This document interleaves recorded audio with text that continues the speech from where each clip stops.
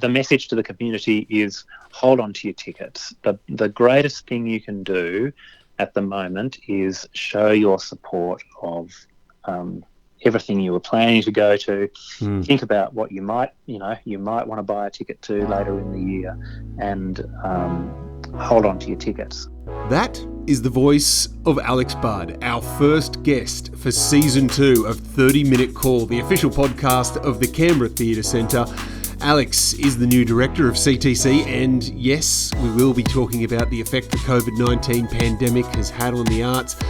But not just that, Alex has performed in many roles in the live performance space, so we'll hear about touring, about Julie Andrews making him nervous, his pet peeves when attending the theatre, and much, much more.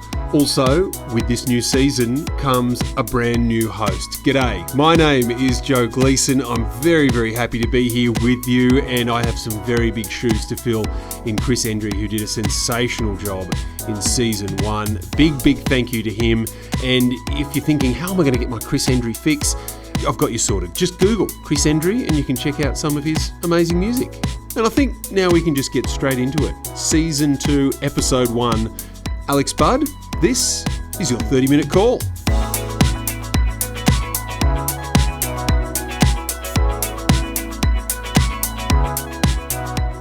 Alex Budd, new director of the Canberra Theatre Centre. Thank you for joining us for Episode 1, Season 2 of our podcast. How are you? I'm really well, Joe. Good to be chatting to you. Yeah, it's well. What have we caught you in the middle of? What have we dragged you away from? Oh, look, I'm sitting here in this relatively new house we've rented in, well, new for us, old house we've rented in Canberra, Yep. and I snuck in 5 minutes of lunch and helped the kids with the Lego version of the Opera House that they're trying to build during school holidays. That is fantastic. The real one may be closed in Sydney, but the construction of the Lego one is finally in full swing. It took COVID for them to finally kind of apply themselves to doing it. Is it? How many pieces are we talking? Is this it's a big one? Oh, it's a big one. Yeah. Because you've got teenage-aged kids at your place. One teenager and one on the cusp, and another a little bit younger. Yeah, yes. 3 boys. So you're doing a bit of stuff from home. You're doing a bit of social distancing. I'm recording on my end from my house, so you might hear our little kids running around in the background at some point during in our chat. So how are you finding? It's the new world. Oh, look, it's frustrating. I think the toughest thing is, on a personal level, but also on the professional level with the theatre, is we really still don't have a great amount of visibility around how long the venue is going to be closed, and therefore how many productions and producers we're upsetting and frustrating by moving shows around, and that chews up a huge amount of thought all day long and scenario kind of planning. But all of us, and I say all of us, I mean all Australians, we're all kind of at the control of the worldwide implications of this disease. A lot of what ends up happening in the arts in Australia will, over many years to come, will reflect the impact of this pandemic and what it's done to the international live performance scene, as much as what it's in some regards as much as what it's done to the live performance scene in Australia. Yeah. Well, I inevitably want to talk more about coronavirus while I've got you, but initially, I guess we could probably start with something a little bit lighter and sort of getting to know you, the new director of the Canberra Theatre Centre. We've stolen you away from Opera Australia, where you had been for around 16 years, I believe. 20 even. Oh, 20 was it? Oh my goodness, I'm way off. But you did actually grow up here in Canberra. Were you back then a north sider or a south sider? Because people that don't, frequent Canberra know that there's a bit of a divide between the north and south. There's a bit of a rivalry almost. Yeah, I was a south sider. Uh-huh. I think I had one stint on the north side after I moved out of home, but Yes. generally south side. I don't remember the rivalry back then. It didn't, Ah, but maybe that was like the the arrogance of being the south side. there wasn't a competition because you know you'd already won. Yeah. Do you have fond memories of your time as a young Alex Budd in Canberra growing up? Yeah, absolutely. Yeah. It was a and remains a wonderful place to grow up as a kid, and my kids are finding that or were finding that when they were allowed out Yes. and about. Yeah. It's and I think even more so because Canberra's grown and in its own, well, in size, but in its, I think, and it's matured into a kind of small city. The A lot of what I remember being the chip on its shoulder around being under the veil of so much government here is has been shed. Mm. And but as a child, you didn't really think about that. No. It was great, and everything was so close, and it's still great, and everything's so close. And I've had a lot of convincing to do with both my wife, who's a Melburnian, and my kids, who've really known not much else other than growing up in Melbourne. And but they're all aside from COVID, really fast growing to love the place, which is great. That's good. I was going to ask you about that because it's a fairly big move for people who are, Melbourne's a beautiful, lovely city, to drag everyone away from there and say, hey, how about we all move to Canberra? How was that conversation? It was quite a complex conversation. Right. But I think the move was horrific, trying to uproot our entire existence, and I don't think we'd contemplated how bad it was going to be. Oh no! Which is a lucky thing, because we were on the road before we realised what was in store for us. Yeah. Whereabouts did you go to school in Canberra? I'm a Canberra grammar boy. Okay. Yeah. Right. Yeah. So I want to know, where along this journey in the young life of Alex Budd did you discover opera? Was that through school? Was that from home? Because you do have a love of opera. You didn't just work at Opera Australia and sort of find yourself going, oh, okay, I've got to get used to this opera stuff. You actually do have a love for it. Yeah, absolutely.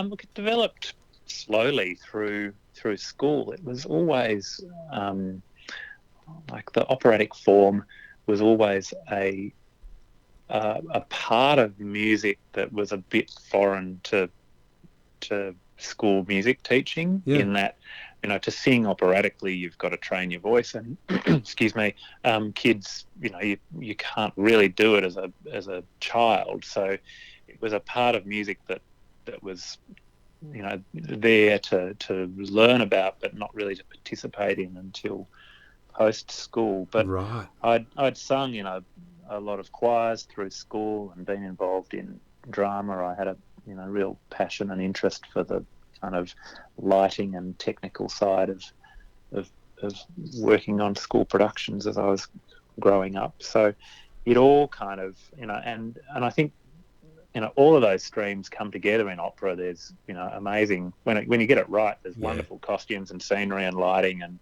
staging effects, as well as great music and an orchestra, and then all of these singers, and hopefully some really classy acting as well.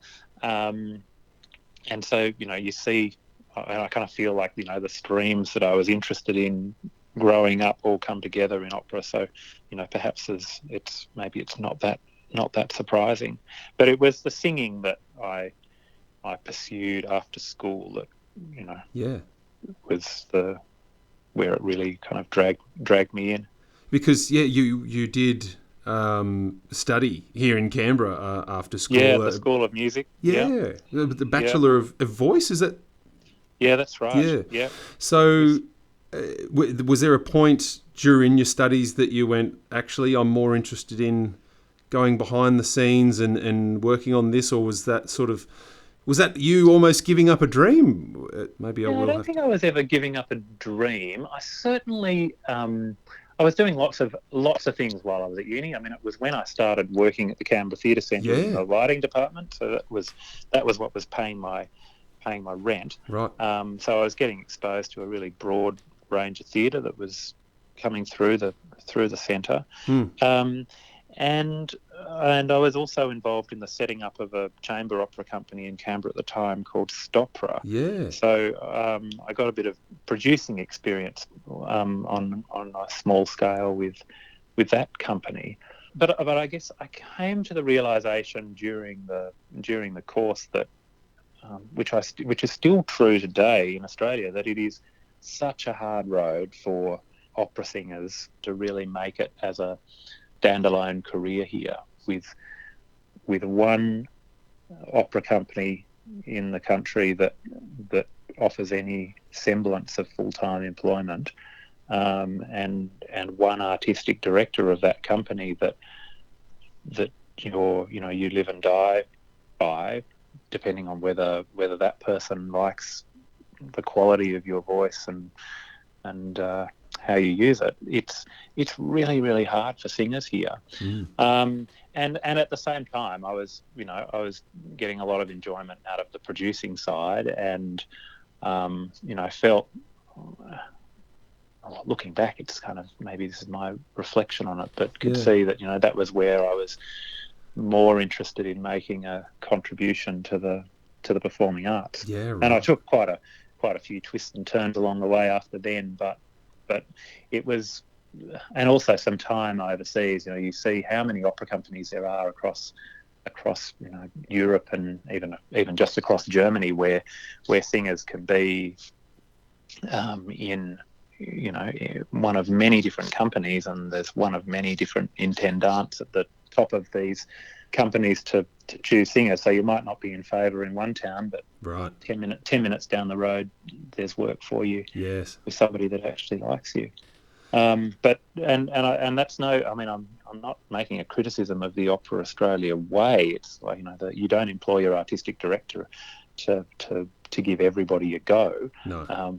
It's not a democracy. They're there to create a program and to derive an aesthetic for the company, and they've got to be able to pick the voices that suit. So, yeah. But it really makes it hard, and you see it when artistic leadership changes. That there's certain people that stay and certain people that don't get as much work as they did, and then a whole lot of new people, and that's not something I really wanted in my life in Australia every 5 or 10 years. Yeah, fair enough. Let's talk a bit about your first period of employment here at the Canberra Theatre Centre. You were doing lighting, as you said. Have you got some good memories of back there? Are backstage people some of the most terrifying, or are they the most fun people to work with in the theatre world? I think both. Both. Oh yeah, look, hugely fond memories, and I think I wouldn't be still working in the performing arts if it hadn't been such a great time. I worked with some amazing people, and my first boss, Alex Gabiris, who was the head electrician at the theatre for many, many years. Yes. He had the most amazing work ethic, and he was the history of the centre as well. He had worked as I think either a contract or apprentice electrician in the 60s on the venue when it was being built. Wow. He had stories about working on the lighting that went onto the bridges across the lake when they were built, when they first built the lake. So he was kind of like this walking, talking history of Canberra, but especially the centre. Yeah. So I got a really good grounding in the workings of lighting in the theatre from him, and a range of great people that I worked with there, but also in all of the productions that toured through, you would meet these wonderful theatrical people, from all walks of life who'd come to Canberra for a week or two, and want to know where the latest bar was and what was going on. So there was much merriment. Is there? And indeed, it was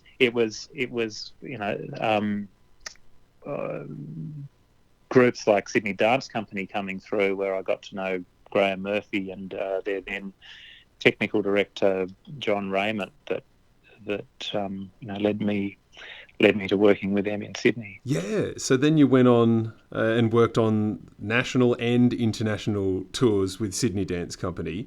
I want to know your take on touring life. Did it agree with you? Did you like it? Did you hate it? I liked it for as long as I did it. Right. It was, for a young person, and I'm trying to think how old I would have been. It must have been in my early 20s when I moved up to Sydney and took this job with Sydney Dance, and I was in that first year, instantly in Melbourne for 6 weeks, and in a paid hotel room, and putting on a show with them at the Arts Centre in Melbourne. It was how good. It was just incredible. Yeah. And then we were on a little regional tour with a production that went to Perth, and then to Alice Springs, and then up to Darwin. So it was it was just fantastic. Yeah. And then a lot of the international touring was really, really interesting. Working in China, and then across outdoor festivals through Europe. Wow. And dealing with a range of different cultures and people and types of venue was fascinating. But I slowly came to the realization that your normal home life just goes on hold when you're away, and you get back to Sydney, where I was then living, and pick up the pieces and kick out the person that you'd sublet your room to in your flat, and get back to normal life for a few months, and then find you're off on the road again. So not bad for a single, not bad for a single young person, but long term, it's again, it's a big challenge for and a big sacrifice that artists make. Huge. Throughout their lives. I see. I think now about touring and some of the performers that we used to engage in the musicals I was involved with at Opera Australia, and they were people your and my age with young families, and off they'd go from Sydney to Melbourne for 12 weeks at a time, and the curtain had come down on the Sunday matinee at about 6 o'clock, and they'd race out to the airport and get the cheapest Tiger flight back home for 36 hours, and then be back at rehearsals on Tuesday. Wow. And that was the only way to see their family, and occasionally the family would come up, but it's tough going, the touring life. Yeah. You were a young guy with a big dance company with you on the other side of the world. Was there any moments where it was you had a bit of a scary moment where you sort of thought, oh, geez, I think this might not work out as planned on the other side of the planet? There were plenty of hairy moments. We were doing some outdoor festivals in Italy one year where, and it sounded like such a romantic, wonderful idea of a tour, but the reality was you would turn up in Florence is where the wheels started to fall off, and in the middle of baking hot summer, get taken up at 10 o'clock in the morning to the piazza where the outdoor stage was set up, and you'd fry to a crisp, kind of getting all of the lights and the scenery positioned, and then basically wait for it to get dark, and then you would, which wasn't until 10 or 11 o'clock at night. Oh God. And then you would work through until the early hours, actually focusing the lights and setting all the scenes, what level you wanted the lights in each scene. Mm. And you record all of that into the lighting desk, and go and get some sleep, and then come back the next night to actually do the performance. Well, in Florence, got to about 4 o'clock in the morning, and we still didn't have everything working, and there were problems with the electricity supply, and the promoter had started trying to pay us off to stop to stop us complaining to the festival organizer. Oh wow! Yeah, 100,000 lira notes were being sprayed around. Just keep this between us. Yeah, exactly. Don't tell anyone. Oh wow! And then the sun started coming up. So we just kind of knew at 5 a.m. that 8 or 9 o'clock the next night when the performance was going to be, we were going to be making it up on the spot. Oh wow! So we did, and it was a slightly different interpretation of Graham Murphy's Free Radicals than I perhaps had ever happened elsewhere. But the audience loved it. The show went on. Yeah. But our next during that evening, our advance crew, because we'd sent a couple of our team down to Rome to start setting up the Rome performance. Right. They rang up, and they'd been in the Borghese Gardens, I think it was, somewhere, and they rang up just before we started to say, look, we've had this problem, and the entire trussing system above the stage had fallen over. They were very lucky that nobody had been underneath it. But so we got through our performance, and then then it was on the train to Rome to kind of literally pick up the pieces of what we were going to do the next night in Rome. Oh God! So after your time at Sydney Dance Company, you did join Opera Australia. You worked across a number of amazing productions from your time there. Is there any? I mean, it must be hard, but is there any that you sort of pick out that you go, "Geez, I really liked that one"? That was in, sort of the top 5 at least. Oh goodness! Look, I mean, yeah, there's plenty in the top 5. Yeah. I think I remember the first production I worked on. I was the tour manager for a production of Rigoletto that was part of the regional tour that still comes to Canberra, and that Rigoletto was directed by Roger Hodgman, the former artistic director of Melbourne Theatre Company, and it was my first experience as a tour manager. I was 26 years old, I think, and the second youngest person on the tour. Wow. Trying to control a bunch of opera singers and technicians and musicians the whole way around the country. So that was a really fun most of the time experience.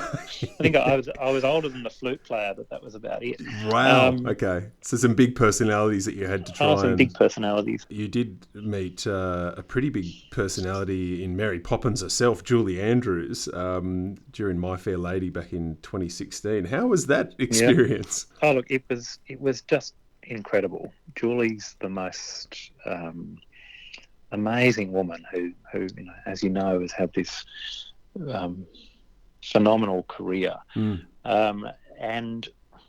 the My Fair Lady that you mentioned was the musical that opened on Broadway in 1956, and starring her as Eliza Doolittle, and it was her big breakout role, really. And she was coming back to this piece 60 years after she first performed it. Wow. And had not a lot to do with it since, but it was in her bones, like it had been etched there indelibly for life. Wow. And the performers that we assembled in the cast, and including Australian greats like Robin Nevin and Reg Livermore and Alex Jennings, the wonderful English actor who we've seen here in The Crown and other television pieces. I mean, they felt like they were in a masterclass for the 4 weeks of rehearsal in the room, because she remembered everything about the piece. Really? Not just Eliza, but the entire thing. So it just just oozed out of her, and she was steely steely beyond strength of steel, yet so generous and warm, and just a great experience working with her. Fantastic. Yeah, I think some of the cast must have been just pinching themselves, thinking, "How good is this?" Yeah, we had a wonderful, wonderful moment in the auditions where we were auditioning for Pickering, and we had readers in the auditions that were meant to be the young actors that are just there to read the lines to the person auditioning. But it was late in the day and the readers had gone home, so she turned around to me and she said, "Oh, Alex, would you read Henry Higgins? Thanks." And so I kind of very nervously opened the script and started speaking these Henry Higgins lines back to this poor chap standing in the middle of the room, and I was more nervous than he was, I think. And then Julie started chiming in with the Eliza lines. Oh, wow. I thought, my goodness, here I am reading Henry Higgins to Julie Andrews Eliza. And then That's amazing. Later that night, she said, "Alex, you did a very good Henry Higgins." Thank you. Thanks, Jules. Your Eliza wasn't bad either. That's great. Look, we've covered a bit of your life up to sort of coming back to Canberra. When you finally sort of made that decision to sort of be a Canberra boomerang and come back to the nation's capital with the family, you've come along in earlier this year, and we've just had the most crazy 2020.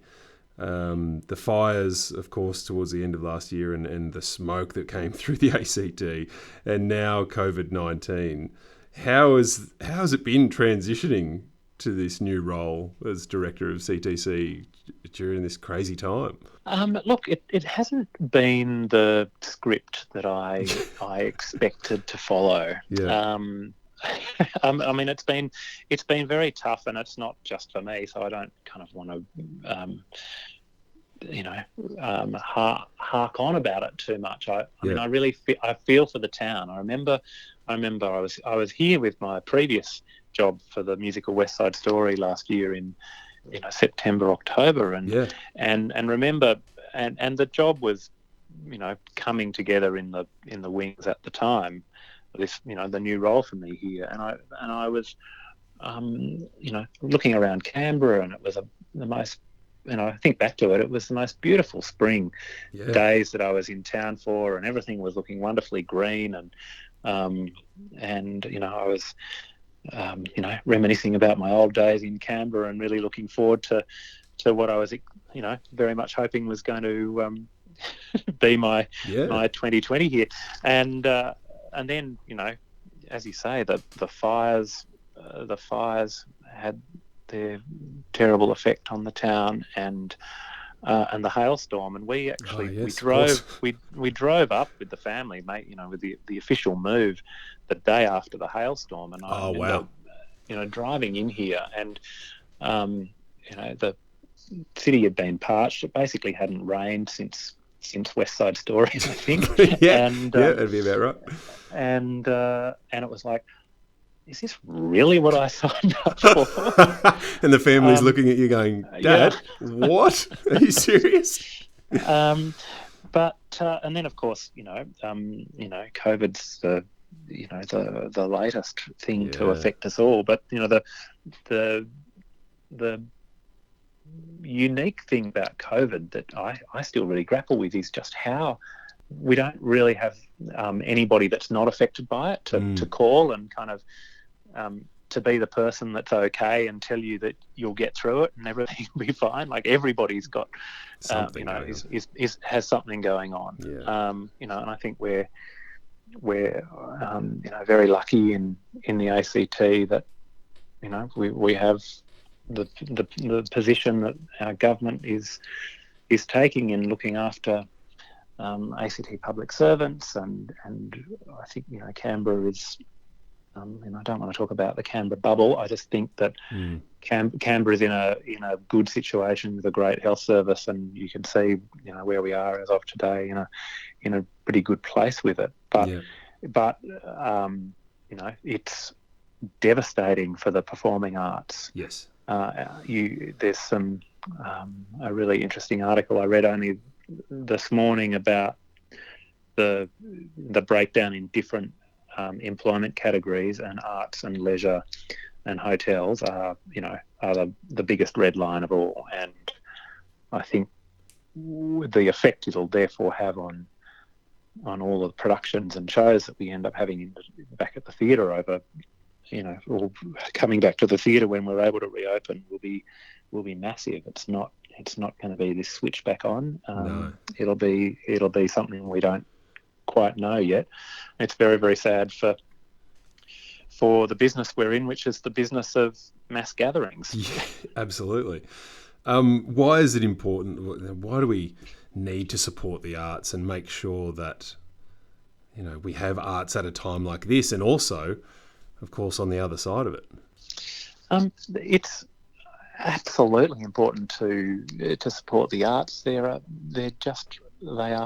part of who we are. They're part of a civil society. Creativity, which is the bedrock of the arts and live performance, is in everyone's life every day. Whether you're looking at Netflix or doing a jigsaw puzzle or putting Lego together, it's so important to the human condition, and it extends us and it excites us and it entertains us and it challenges us.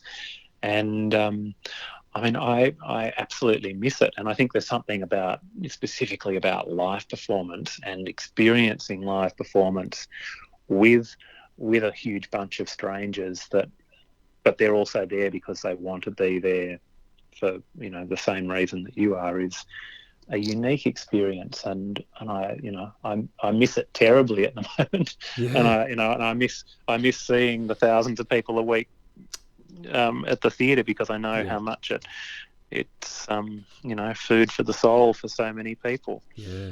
And what is Canberra Theatre Centre doing during this time to try and support those arts and all these wonderful people that are usually coming through CTC at the moment? And what can other people in the community do to support the arts? The message to the community is hold on to your tickets. The greatest thing you can do at the moment is show your support of everything you were planning to go to. Think about what you might want to buy a ticket to later in the year, and hold on to your tickets. I mean, we have a huge amount of work going on at the moment trying to reschedule vast numbers of productions and events, and as you can imagine, the patchwork of tours and how they intersect and overlap as they move around the country. It's so hard to get all of these dates to reline up after kind of needing to unpick it. Yeah, so hard enough doing it once, let alone doing it twice. And then to do it twice, and I feel like we're doing it with chainmail gloves on in the dark at the moment, as opposed to with a really tight deadline, as opposed to the very good work of everybody that preceded me or my time at the theatre. I just feel like I've come in and been the slayer. It's the most important thing in the future for the arts to flourish again is to have the confidence of the audience. At the end of the day, performance is nothing without the audience, and for audience members to commit to attending, hopefully all of the money that's being saved in the entertainment and leisure space at the moment by everybody stuck at home, gets liberally spread around by the good citizens of Canberra once there's restaurants and performances open for business again. Because we're all going to need it. Is there any of those rescheduled shows that you've had to try and slot back into a spot later in the year that you're particularly looking forward to, that you'd love to sit down with a bunch of other people and take in? Look, there's many. I mean, the show that we had affected first up, just as everything erupted in the middle of March, was the Canberra Comedy Festival, and I'm really glad that we were able to find dates for many of those events later in the year. So I'm looking forward to the Canberra Comedy Festival Gala I Having a think laugh again. we all need a really good laugh, and with the confidence that if you're laughing and a few droplets come out of your mouth, it's not going to do anything to anybody. You've seen a lot of shows in theatres over your time. I'd love to know, when we finally do get back into the theatre, and theatres all over the country, all over the world, have you got any pet peeves that people need to be aware of, from your point of view, that when you go into a theatre that you just can't handle as an audience member? Turn your phone off. Okay, yep, classic. Classic. It's, I love audiences being engaged, and I don't mind a bit of noise. And if a kid needs to ask their parent what's going on, then I think that's entirely appropriate if they do it in a restrained way. So I don't think the tut tut and the shush. And gosh, if someone has to cough, then I think it's about being aware as an audience member, and it's unaware audience members that are kind of a bit of a peeve. But the absolute joy of being without a phone and being lost in the magic of theatre for an hour or two is really fantastic. And I mean, I've been guilty of this too. You put the damn thing on silent and you stick it in your pocket, and then someone starts texting you, and the urge to quickly have a look, to quickly have a look, just in case it's something, to find out that it's some very minor domestic issue that could be dealt with next week, let alone in a couple of hours' time. Yeah. So yeah. If we could legally kind of send out blocking signals for mobile phones, I'd be investing in that technology. Might be a plan for the future of CTC. I had a wonderful moment with my daughter, who's 6, and it was late last year. It wasn't too long ago, and I took her along to, and most of the shows that I'd taken her along to at the Canberra Theatre had been sort of kids shows where, as you say, kids often sort of ask questions to their parents, and there's quite open with their feedback about the show as it's going on. And I took her to her first circus, and it was quite quiet in there because it was mainly sort of adults, but I really wanted to bring her along, and she got a lot out of it, and she was absolutely amazed. But after every sort of trick, she would turn to me and quite loudly say, "Dad, did you see that?" And it was like, I did. It was very exciting, isn't it? Maybe just keep your voice down just a little bit. So it was really amazing to watch that through her eyes for the first time, to see a circus performance and just take that in from sort of a young perspective. It was really, really cool.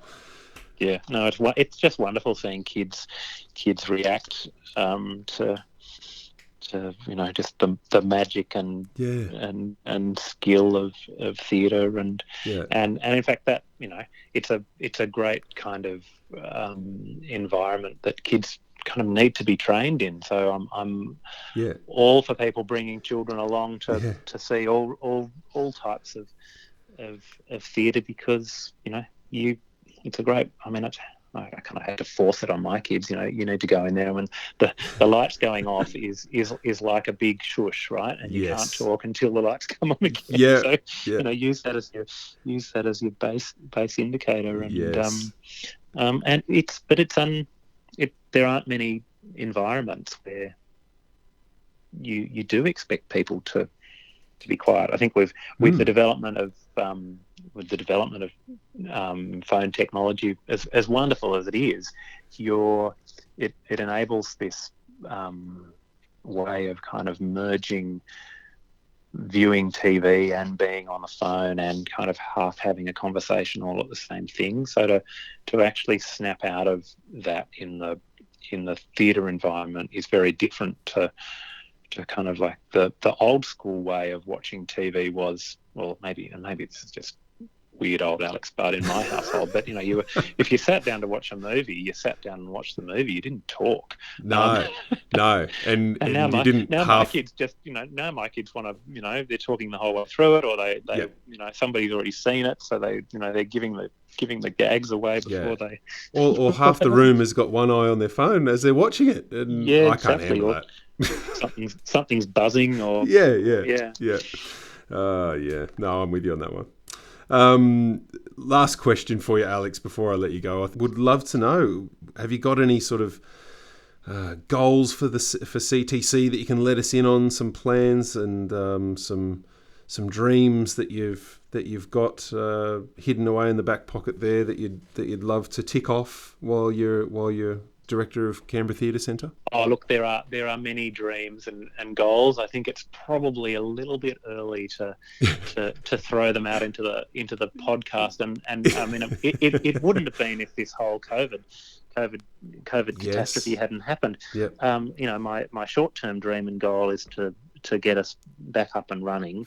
And in doing that, also find ways to partner and support the local Canberra arts community and the national performing arts community to help the whole industry get back on its feet.